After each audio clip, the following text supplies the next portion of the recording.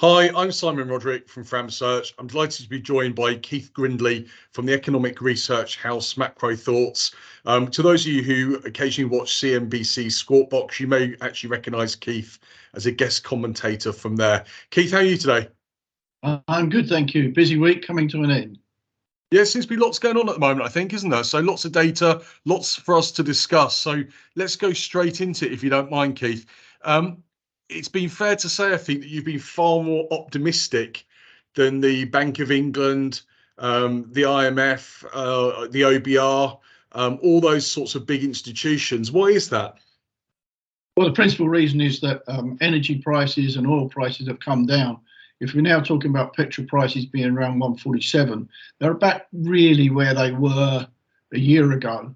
And that obviously has a secondary effect on food prices and the likes. I know we're talking about shortages at the moment at supermarket levels, but that's a global issue. And a report that we put out only today covers global food inflation and shortages, which I think that's a global issue. For the UK, it's an international problems and political problems that are the risks at the moment. Yeah, absolutely. I mean, I heard a director from Waitrose on LBC earlier in the week saying it's very much, the tomato shortage in particular is very much to do with where we buy from as a nation and the freak weather that's happened, I think, in North Africa, he was saying. So I think, unfortunately, that's just one of those things that's out of our control. But, certainly from what I can see, commodity prices are coming down. You've got natural gas prices coming back down. As you rightly said, petrol prices are coming down as well. So it all seems to be going in the right direction, and consumer confidence is improving, isn't it? Albeit from a relatively low level. What are your thoughts on that and the impact that might have? The big issue at the moment really is the US interest rate situation, and data so far that's come out has been stronger on the inflation front. For the UK, that becomes an issue because I think there's at least two Bank of England officials that are considering coming to an end of rate hikes, one more and done. And probably that could be three at the next meeting. Against that argument, the Fed and recent data is pushing for higher interest rates.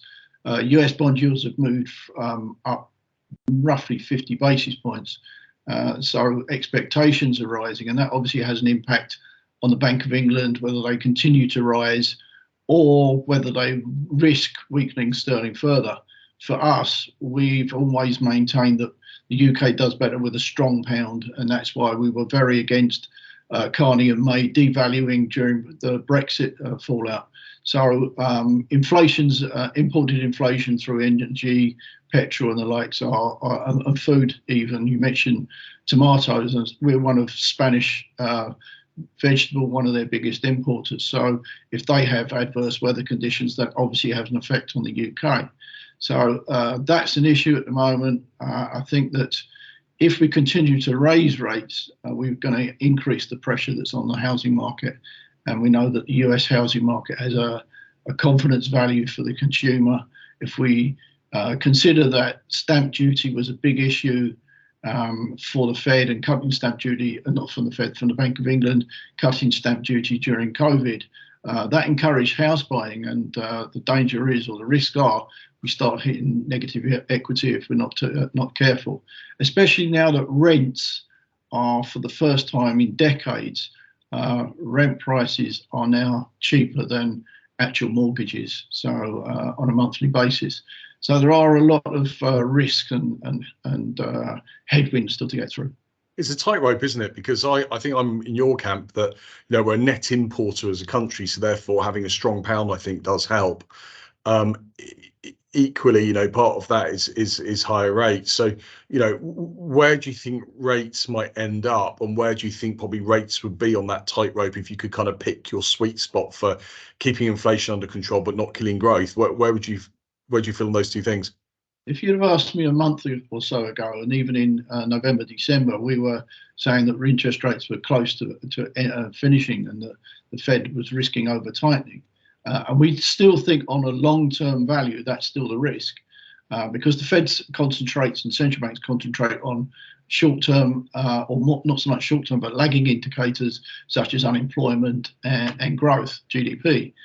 whereas PMIs, consumer spending, that sort of thing. And when we speak to or listen to Walmart and other CEOs, CFOs, and when we start already seeing unemployment or job losses being put forward now from tech companies, from retail, auto sales, BASF, that sort of thing now. So there's an increasing pressure on the employment. And although the Fed has been raising rates now for 10 plus times, the unemployment rate itself is at the lowest since 1969. So it's not having a big effect on unemployment per se, but I think it is having an impact on mortgage owners. It's pushed rents up, right? Ironically, it's become inflationary by raising rates. And now the Bank of England has an issue because it can see that tightening conditions have still got to feed through from the previous rate hikes. But equally, they don't want to weaken the pound so much that energy prices start to rise. And of course, the budget comes in April. There's a lot of issues that if they're not changed between now and April, that will certainly slow growth down considerably. The one thing this country really needs and has done well through the past 2 years since COVID is encourage business investment and foreign investment, and that's noticeable in GDP data. If we start raising corporation tax by 6%, taxing dividends, etc., then this is not going to encourage foreign investment, and that's why AstraZeneca has decided to move not to Cheshire, but to Ireland. When you think that 25% corporation tax, which is baked in from the Sunak budget when he was Chancellor, is that much higher than US corporation tax of 21%. So we will actually be rising above US corporation tax, which is not good for investment. No, and I think 19 to 25 is actually a pretty big jump in itself, isn't it? As a percentage term, it's a big jump, and I think you're right. I think that the mood out there at the moment is that the UK has to be a country that's open for business, that's pro-business, and I know that that's sometimes a message that I think gets lost when you see policies like that as well. And interesting, I think we've got a whole host of personal tax rises that are coming as well, that are really going to hit consumers.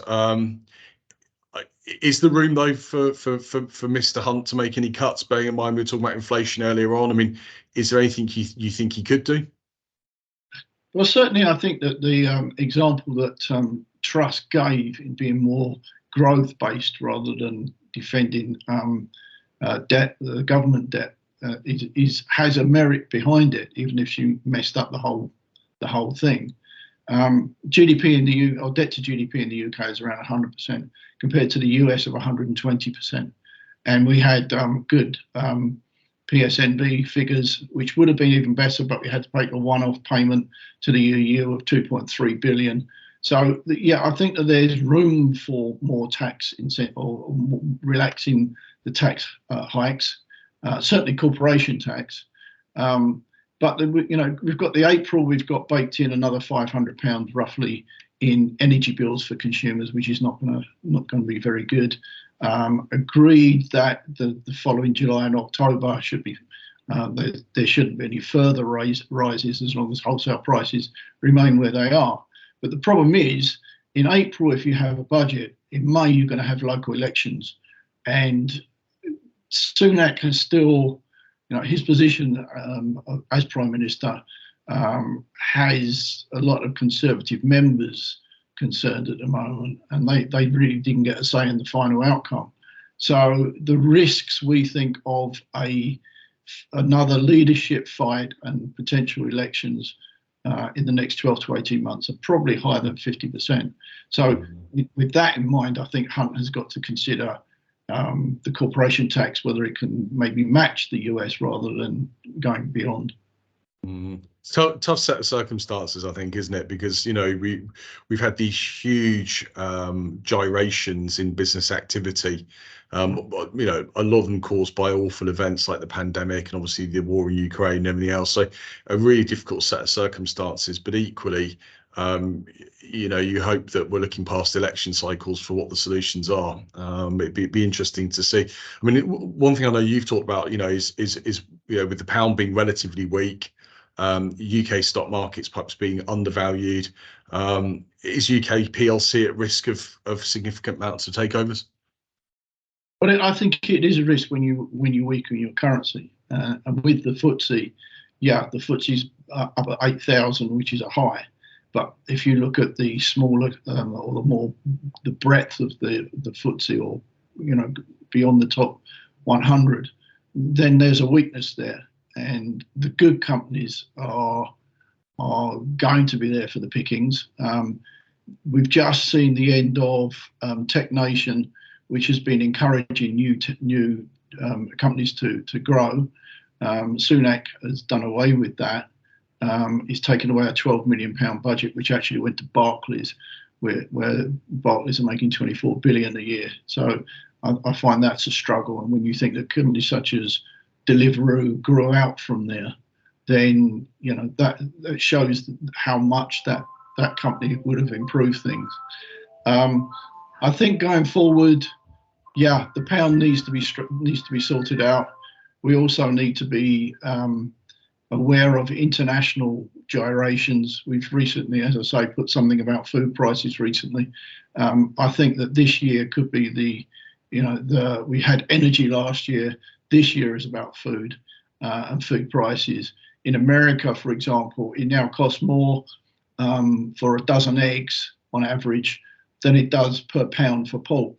So there is pressures everywhere, but we're seeing things like car sales and property markets struggling. So the consumer himself or households themselves are having to make budgets. They're using the credit card to meet the cost of living, and savings are going to suffer. So any more shocks this year are going to obviously exacerbate, and we're going to, elections and political situations are likely to increase. I mean, obviously, a very worrying trend for households in general when you see food prices soaring like that. Terrible for cake makers with all the egg prices going up, but actually there's a much more serious end as well. It's bad for at-risk households in developed economies, but then you think about other economies where people are struggling even more, and if you start seeing grain prices going up and food prices in general, it can have a devastating impact on those economies. So the big things on your radar at the moment are what, Keith? What are you tracking at the moment?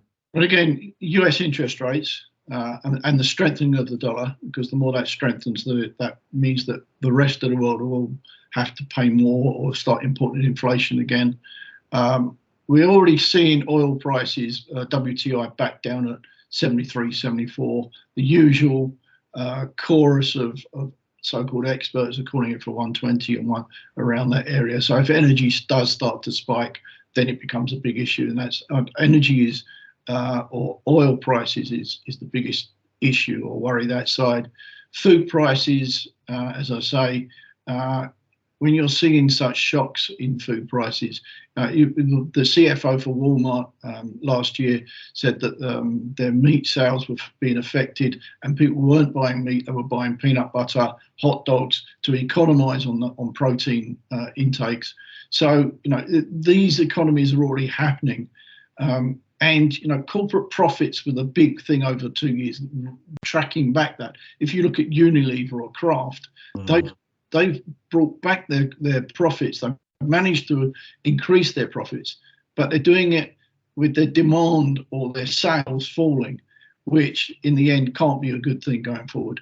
And so I think that in the end, corporates are going to have to either economise, and we will see the continued pickup in job losses, job reductions being announced, whether it's BASF in chemicals or there's let's say, for example, a used car sales company in the US where their share price is down 92% because sales have just not met.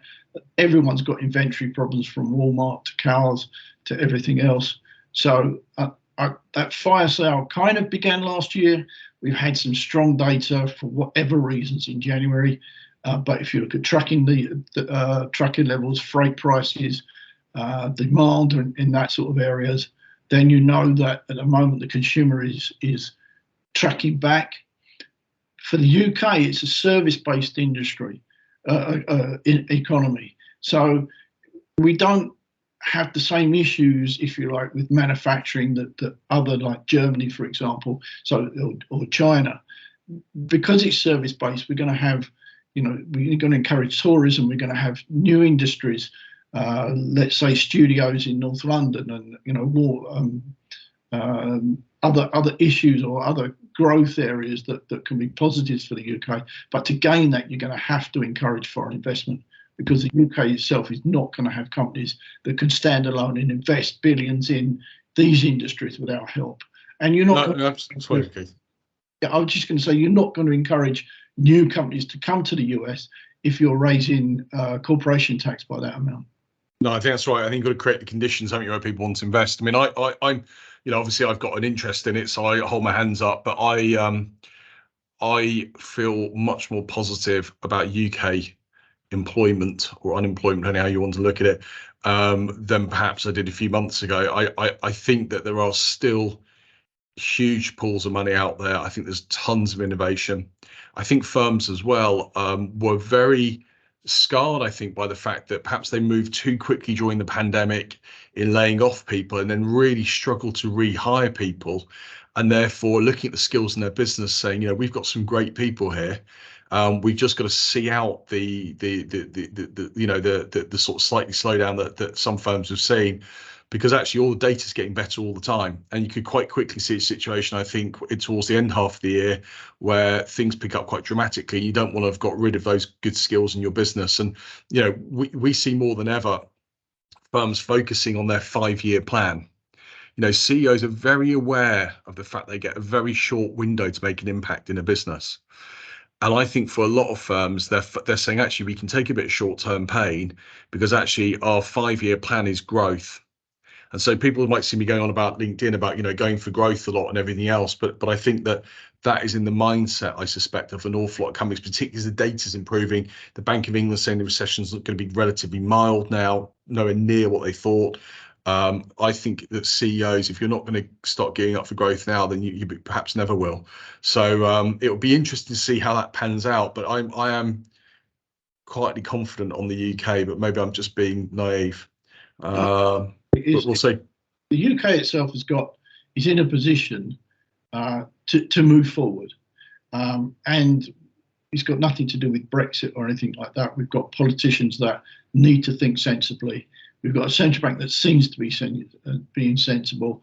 But the UK consumer and the UK economy will always bounce back because of the nature of the economy. It bounced back pretty quick from the financial crisis. International issues such as energy price shocks or food price shocks obviously have an impact. And I agree with you on the employment side, but then, to a degree, we're on the financial side rather than other areas. But if you look at the US non-farm payrolls, for example, hospitality and leisure is still not back to where it was pre-COVID, and it's slowly drifting back. And I think there's to a degree that's about having a grey area, if you like, of employment which is not picked up in official data. So they've been working for bars or restaurants or hotels, but maybe cash in hand or whatever it was. So that's the nature of the business. Once these start to be coming back into the workforce, we're going to see a better reflection of what average earnings is. If your employment is up at the high end of salaries and the low end is not there, then the average is obviously going to be skewed. So we start getting a more realistic side on that. What's got to either happen over the next 6 months, and this is where I kind of struggle with the US, either average earnings or earnings themselves have got to grow to some large degree, or inflation's got to come down. And I'm not talking about inflation for cars, the big ticket inflation, but food inflation's got to come down. The Fed has been pushing shelter prices up by raising rates, trashing the property market, and forcing people into renting. So, demand is for rent, not for mortgages. So this is, that cost of living at some degree has to come down. And I think at the moment, central banks are making it worse, not better, by aggressively raising rates. What I do think that by the end of the year, I said this last year, and I'm saying it again now, we need to have central banks change their mindset and start concentrating on the forward indicators, or corporates are going to be forced, because of profits, earnings dropping, they're going to have to be forced into making layoffs. And we don't want that to happen. We want the central bank to allow growth to develop now, and policies more geared to growth, and let inflation in the end sort itself out. Yeah, absolutely. Keith, as always, a pleasure to talk to you. Thank you for taking the time to speak to me today, and hopefully we'll do a catch-up call soon. Yeah, lovely. Thank you, Simon. Take care.